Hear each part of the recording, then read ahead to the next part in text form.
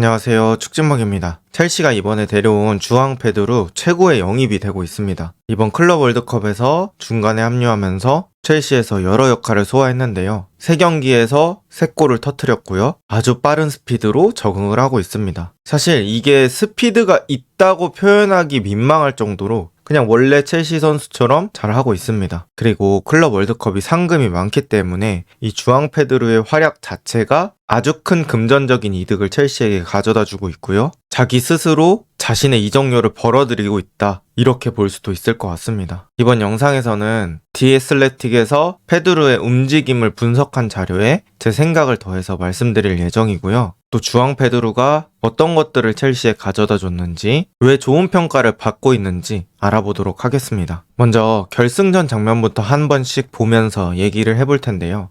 파리 생제르맹의 주전 수비수라고 할 수 있는 파초는 바이에른 뮌헨전에서 거친 태클로 다이렉트 퇴장당하면서 결승전에 출전할 수 없었는데요. 그래서 서브 센터백이라고 볼 수 있는 베랄두가 선발 출전했습니다. 그런데 이 베랄두가 파리 생제르맹의 구멍이 되었고요. 주앙 페드루는 베랄두를 아주 많이 괴롭혔습니다. 지금도 파리 생제르맹이 높은 위치에서 전방 압박했는데 쿠쿠레아와 엔소가 이걸 풀어내는 장면이고요. 그때 주앙 페드루가 베랄두 뒤쪽에 있다가 앞쪽으로 오면서 오프사이드를 피할 수 있는 그런 위치에 서 있습니다. 그리고 엔소가 패스를 줄 때 주앙 페드루가 아예 베랄두 가슴 쪽에서 돌아뛰면서 영리한 움직임을 가져가죠. 이런 움직임이 주앙 페드루만의 특별한 움직임이다. 이건 거짓말이겠죠. 하지만 잘하는 공격수들은 대부분 가져가는 그런 오프더블 습관 같은 게 바로 이 장면이라고 볼 수 있고요. 저렇게 사이드 쪽으로 띄워주면서 베랄두, 그러니까 가운데 있어야 할 센터백을 사이드로 끌어내는 그런 움직임을 가져갔습니다. 또 다른 장면이고요. 네투가 엔소에게 공을 주면서 측면에서 콤비네이션 작업을 이어갑니다. 그리고 파리 생제르맹 선수들은 네투, 엔소 이렇게 두 명의 상대적으로 많은 선수들이 묶여 있거든요. 그러면서 페드루에게 어느 정도 공을 받아줄 수 있는 공간이 제공되고요. 페드루는 이걸 놓치지 않습니다. 스트라이커라고 해서 계속 박스 안에서 어슬렁어슬렁거리면서 자신에게 공이 예쁘게 오기만을 바라면 요즘 현대축구에선 득점하기 힘듭니다. 덩치가 크든 빠르든 느리든 다 자리를 찾아가려는 움직임을 계속 해줘야 하는데 페드루도 역시 그런 움직임을 해줬던 거고요. 이 역시 베랄두와 1대1 매칭이 되어 있을 때 일어납니다. 네투가 엔소에게 공을 주고 그 순간에 페드루가 몇 걸음 위로 올라갑니다. 그 뒤에 엔소가 페드루에게 공을 주는데요. 미리 공간을 선점하고 있던 페드루 덕분에 엔소는 패스길이 생겼고요. 베랄두는 여기서 할 수 있는 최선이 페드루가 앞쪽을 보면서 돌아서지 못하게 하는 것밖에 없습니다. 그래서 페드루는 이 공이 올 때 앞쪽으로 돌아서려는 무리한 선택을 하기보다는 프리하게 열려있는 파머에게 공을 내줍니다. 이런 식으로 포스트 플레이 내지는 전봇대 역할을 해준 게 첼시의 2선 선수들을 살려줄 수 있는 아주 좋은 방법이겠죠. 지금도 엔소가 공을 안 뺏기게 만들어줬고 파머가 좋은 슈팅 기회를 잡을 수 있게 2선 2명을 살려줬습니다. 그리고 여기서 공을 받은 파머가 가마차기를 시도해봅니다. 물론 들어가진 않았지만 첼시 입장에서는 아주 위협적인 공격을 가져가 봤고요. 주앙 페드루가 정말 육각형 같은 그런 모습들을 보여주고 있다고 생각합니다. 조금 낮은 위치에서 오프더블 움직임 가져가면서 뒷공간을 노려주기도 하고 센터백을 밖으로 끌어내기도 하고 또 센터백과 직접 몸을 비비는 그런 상황에서 포스트 플레이도 잘해주고 박스 안에서 작은 연계까지 해주는 그런 모습입니다. 그리고 또 파머의 두 번째 골 득점 장면, 여기서 주앙 페드루의 움직임이 아주 빛났는데요. 콜 파머가 공을 가진 순간에 비티냐가 파머를 1대1로 막고 있습니다. 이 상황에서 주앙 페드루는 선택을 할 수 있습니다. 45도 위치에서 공을 받으면서 슈팅 기회를 노린다든지 아니면 이제 주앙 페드루가 파머 쪽으로 접근하면서 파머에게 조금 더 자유를 부여해 주는 것이겠죠. 그런데 주앙 페드루는 두 번째 방법을 선택하고요. 성실하게 파머 쪽으로 빠르게 붙어줍니다. 그리고 여기서 주앙 페드루의 움직임이 파머에게 아주 좋은 기회를 세팅해줍니다. 콜 파머가 공을 잡았을 때 콜 파머의 등 뒤로 돌아주면서 순간적으로 비티냐는 맡아야 할 선수가 2명이 됩니다. 그런데 일단은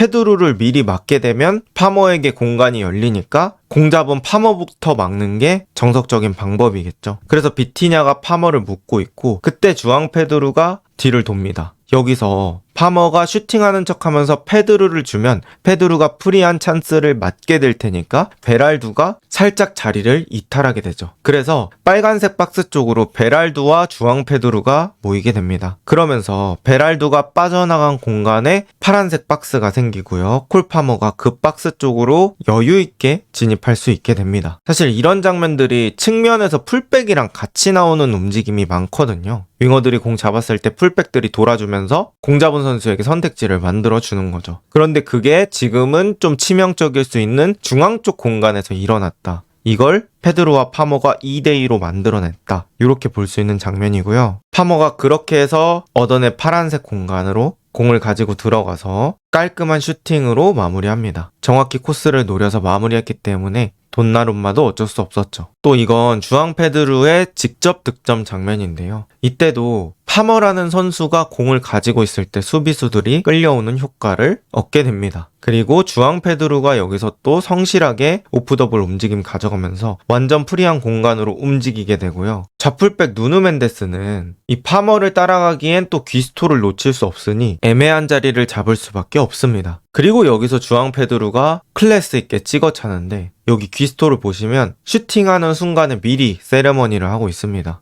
이런 것들을 봤을 때는 주앙 페드루를 확실히 인정하고 있다 이런 느낌이 들고요. 이게 골문이랑 되게 가깝고 어떻게 보면 1대1 찬스로 보일 수도 있는 거라 쉬운 득점이라고 보일 수 있겠지만 오른발잡이 입장에서는 골키퍼가 각도를 많이 좁혀놓은 상황이기 때문에 슈팅 각이 나기가 쉽지 않습니다.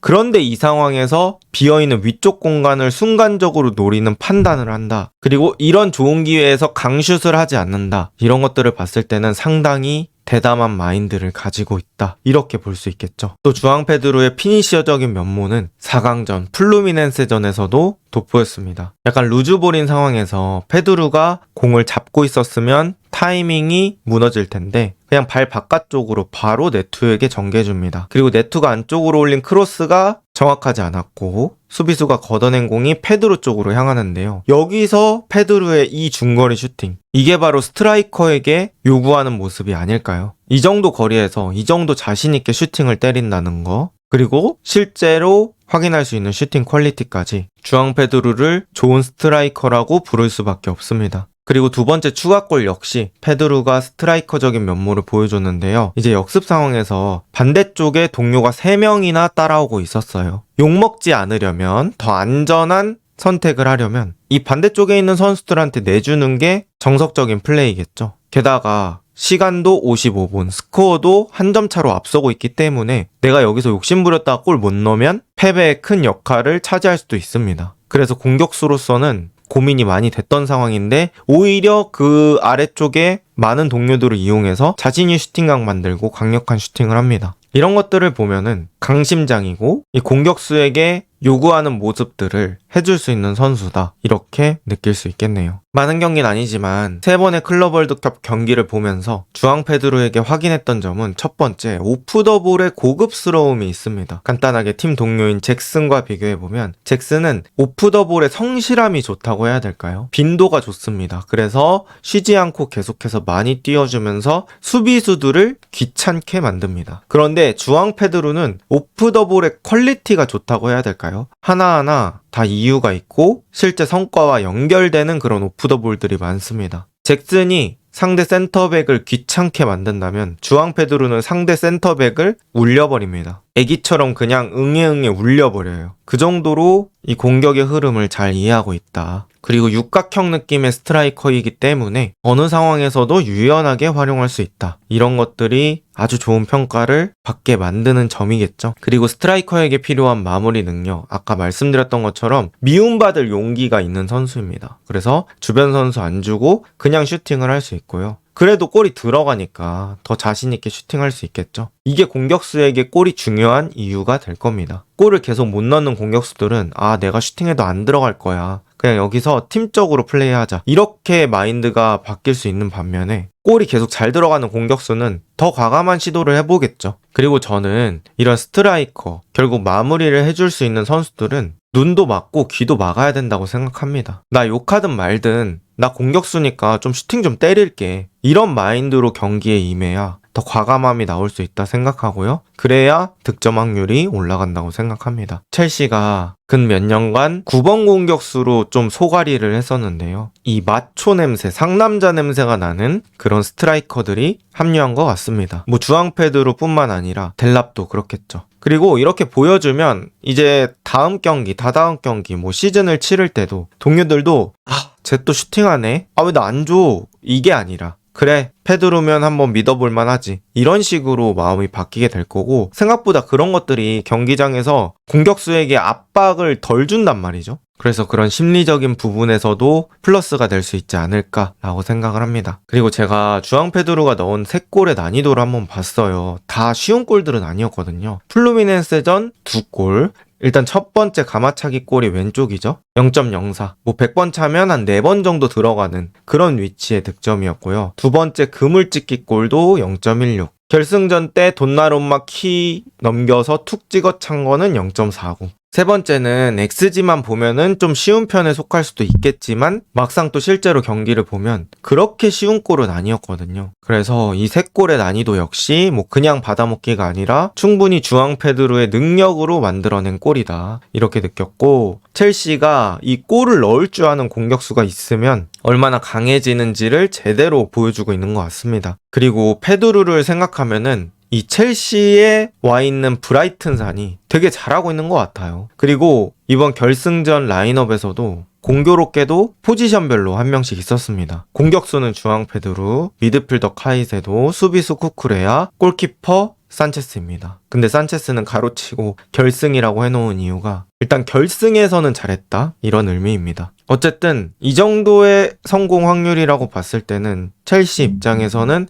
브라이튼 꽤 믿어볼만 한데? 라는 느낌이 들 거고요. 반대로 이제 브라이튼 입장에서는 지금 있는 선수들의 뭐 메갈리스터 이런 선수들까지 지켰으면 정말 엄청난 팀이 될 뻔했습니다. 어쨌든 아주 좋은 평가를 받은 주앙 페드로. 냉정하게 말해서 시즌을 시작한 건 아니기 때문에 또 시즌 시작 이후에도 지켜봐야 합니다. 하지만 이미 기대치는 많이 올라간 것으로 보이고요. 이 주앙 페드로가 기대치에 맞는 활약을 실제 시즌 시작해도 잘 해낼 수 있을까요? 이번 영상은 여기까지입니다. 좋은 하루 보내세요.